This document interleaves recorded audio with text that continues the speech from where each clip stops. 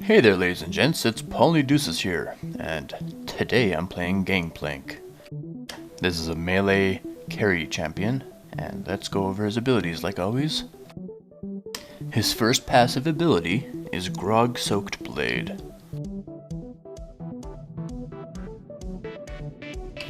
His Q ability is Parlay.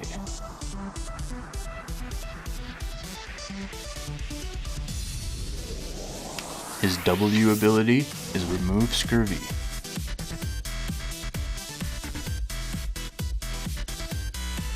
His E ability is Raise Morale.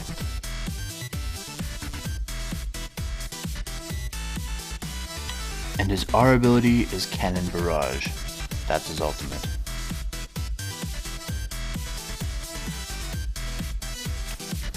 So, Gangplank gives me, I haven't been playing League of Legends for very long, but Gangplank gives me the impression that he was once like a joke champion, or maybe he's just silly because he has two buffs that do absolutely nothing. One is stating that yar, he's a pirate, and the other one is stating that he is scurvy, but neither buff does anything. So that said, let's get into this. I have played Gangplank, I'd say at least once before, maybe twice, but I've never concentrated on him, so this is basically a fresh run with him. Though he is a melee, he has a gun, and that gun is for one ability, called Parlay. Lots of people, when they start playing Gangplank, for some reason get the impression that he is a ranged class.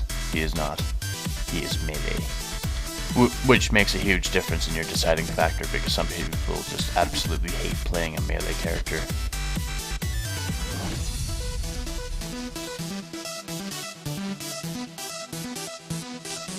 So when you use Remove Scurvy, it removes that scurvy buff that you have. It doesn't change anything, except for the added effects that the ability itself does, which is, it cleanses you of all crowd control, which is just, that's incredible.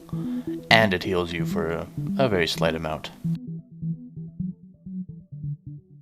So that's taunt, snares, stuns, like, I'm not sure, but I'd like to believe that suppressions also get dispelled. And in any case, it's an underrated and very impressive skill to have. See, I use it just for the heal, and, you know, if it's not on cooldown and I've been CC'd, I'll use it, but, you know, it's not, I'm not revolving my rotation around using it only when I get crowd controlled. Now, Parlay gives you extra cash when you get a killing blow with that ability. So as a carry class, if you use your last hits wisely on the minions, you can stack up quite a bit of extra cash at the very beginning of the game. Which I don't do in this game. I get a few last hits with it, but not nearly enough to justify its usefulness.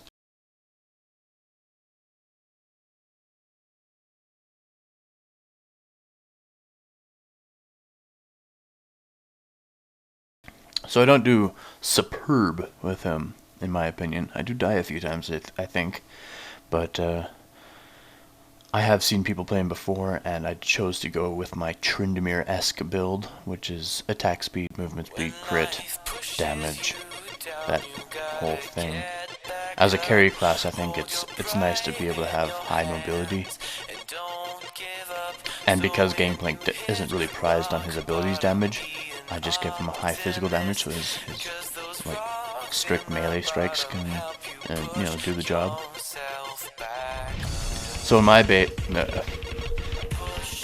lane, I'm teamed up with Akali, I believe her name is, and she's a really weird champion for starters.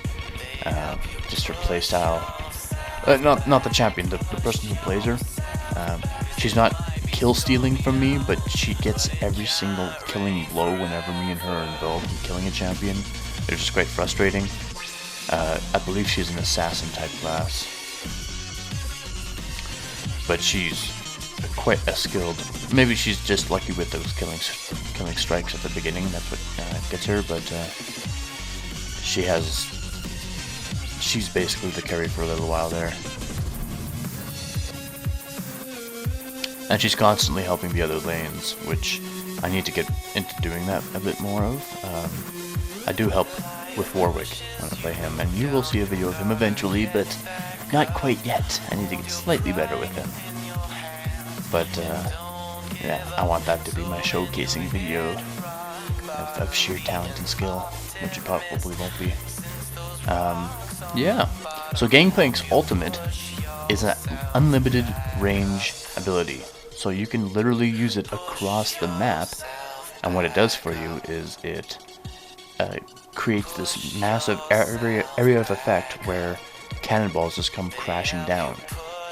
So it's helpful in the fact that if you want, especially in the bot situation, if you want them to run away from you, you can obviously use it, and or not run away from you, but run away from your allies if like your allies are being harassed.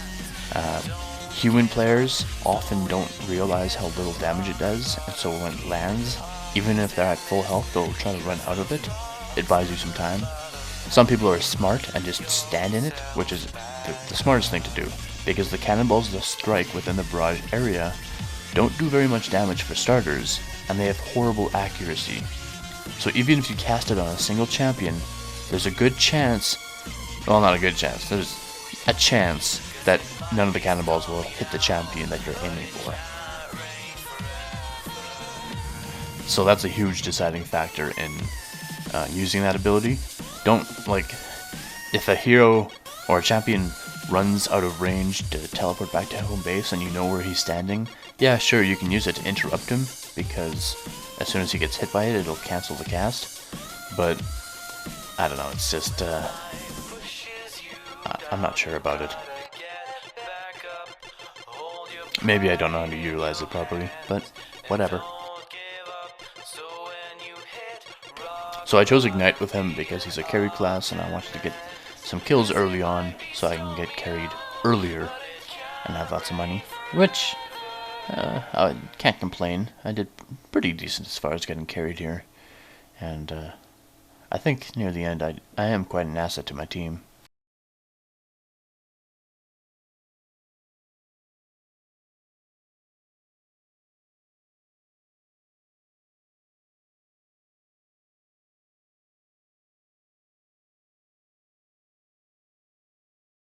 So, in my previous games, I also jungled a lot, and so what I've been trying to do is not jungle. I may kill a few creeps here and there, but I'm mostly just staying in the lanes and killing the enemy champions, which is good. Unless I play a jungler, I'm going to try to stay in the lanes as much as possible. And the classes or the champions that I'm more comfortable with, I'll be doing like overall surveillance of the minimap and making sure I can help every lane whenever they need it, instead of just, you know, staying in my own lane whenever. So as you can see there, I was trying to play tag with them and bait them into coming into the tower's range, which bots are usually stupid enough to do, but in this case they had gained intelligence somehow. So yeah. And I kept on Malzahar, which is that mage there. I kept on, like, teaming up with him to kill things, but this is his first time playing Malzahar, and he was doing it completely wrong, because the one ability that he uses is a wall, and that wall only hits champions. It doesn't affect creeps, and he kept on using his mana on the creeps, which obviously it did nothing against them. I meant to tell him. I don't think I did, but oh well. There's a learning curve to everything.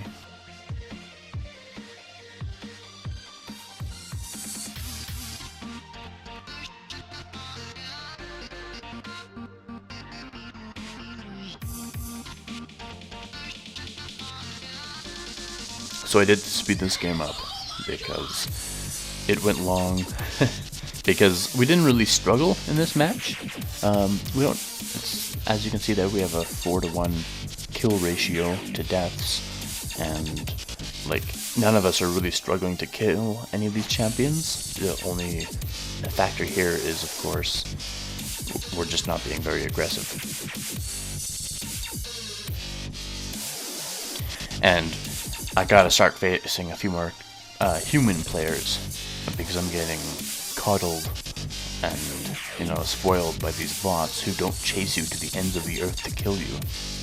Which, if they did, I probably would have died 6 or 7 times in this game instead of 2 or 3, I believe.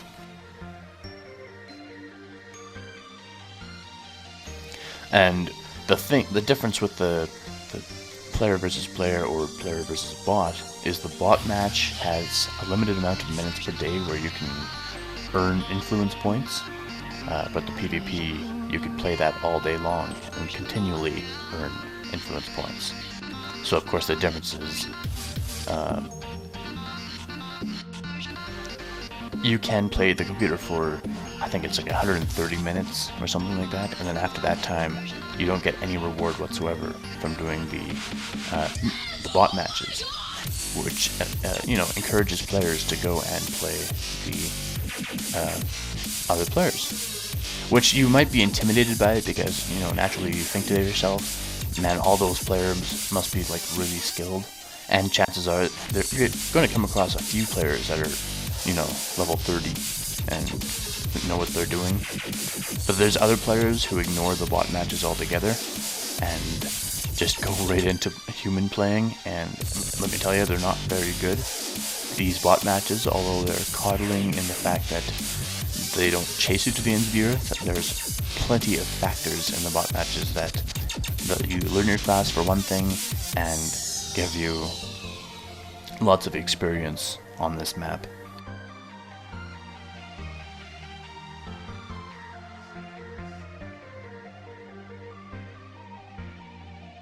So I think in the top lane originally was Katarina and Malzahar, and I don't think I've actually seen Katarina this whole game. She keeps looting my screen. I think I die here. No, see? There again. If that was a human player, he would have chased me to the ends of the earth and killed me. Same with this Shenbot. He almost got me. No, he just decided to do his own thing.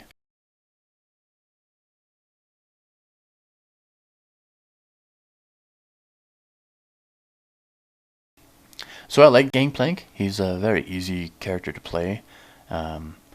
If you're trying to play him perfectionist style, you know, last hitting the minions instead of just wailing on them, because the general strategy for the minions in the lanes is you don't attack them and kill them. You wait until they're within an inch of their life, and then you hit them to get the last hit and get your gold from it. But of course, inexperienced players will just, you know, wail on them over and over again, and what that does is it pushes really early to the enemy turret. And the drawback to that is the turret, like the enemy champions can just stand behind the turret, and the turret will just mow down the creeps and give them a huge plethora of experience really quickly. And then when that second wave of creatures comes in, your first wave is just getting dwindled away by the turret, so your second wave gets eaten alive by the turret as well, and you find yourself with an overwhelming minion or like enemy minion wave, and your enemy champions are usually ahead of you for experience at this point. So there's lots of deciding factors in choosing to either just, you know, swing away at the creeps or last hitting them. At this point in the game, before level 30, I'm not too worried about last hitting them. See, I should have died here. I don't think I do. 2 of them against me. And yeah, I escaped. They're just stupid.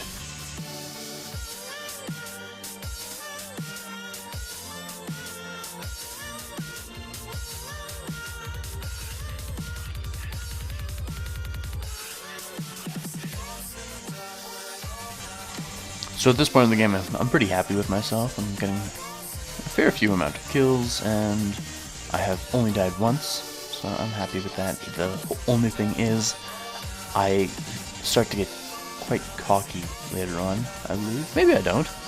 Pretty sure I died more than once, though. And, yeah, I'm in prime position as a carried class. Lots of kills, lots of assists, I have all that cash for executing my build, so I should be able to really dish out the pain now. But, you know, for the most part, I think I just get too cocky at the end of this game. And I always get cocky. If I get up to 15 kills without a death, I usually let it go to my head. Not a good decision to have, because then you'll chase enemies past turrets, or you'll try to bring on like 2 at a time, and that kind of thing is just not a smart decision.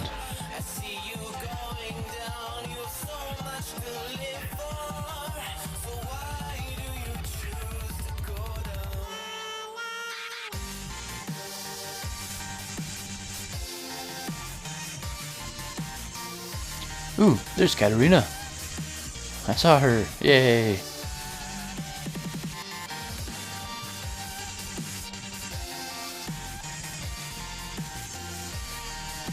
Oh, right. The one time I see her, she steals a kill from me. Which I was frustrated with because I'm on such a streak here. But at the same time, I shouldn't be complaining with all that I had. And then I died because she ran away from them and then portaled away, and I blamed her for my stupidity. It wasn't really her fault. So I got my speed weapons, my crit weapons, my movement speed weapons, and then I decided to go for that hammer, which snares enemies every time I hit them, which is good for chasing down those rogue champions running around on their own.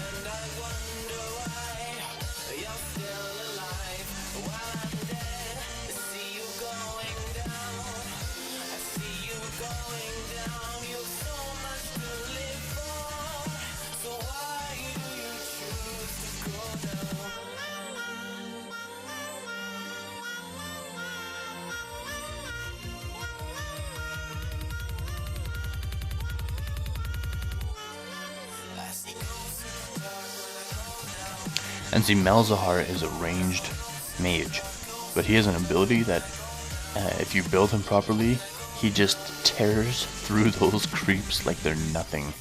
It's really quite spectacular. See, I had gotten cocky at this point. Stupid Annie. I always get killed by that. Yeah, it's like, if I'm a tank, Annie is actually quite fun to fight, because she uses all of her nukes and I lose a quarter of my health, and I'm like, so what? You're useless now. Bring it on.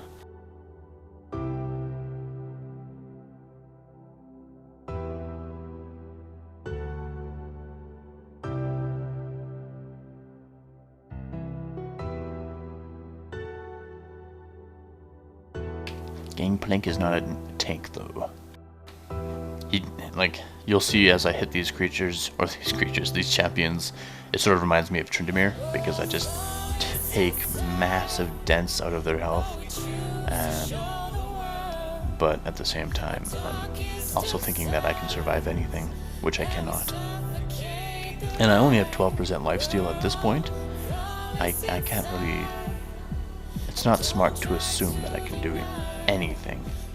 But as you saw, I just slaughtered Misfortune there.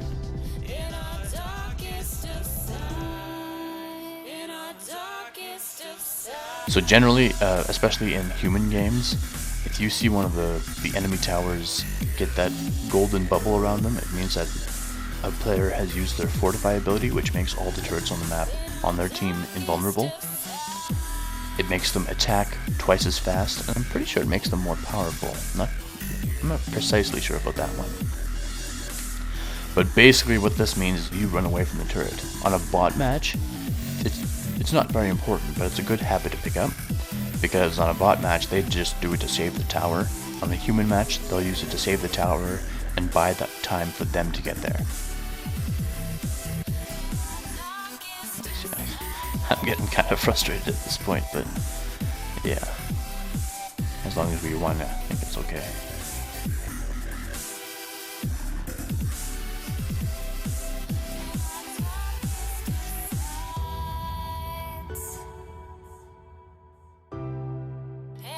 I could have looked at that character screen to see that other champion's name. It's a weird name. She's like a half-dragon thingy-majiggy. And her resource is weird. I'm not sure if it's... I don't think it's Fury. It's something else. And it's not energy. Energy is yellow, Fury's red. Her bar is kind of like an orange color, so I don't know what that is.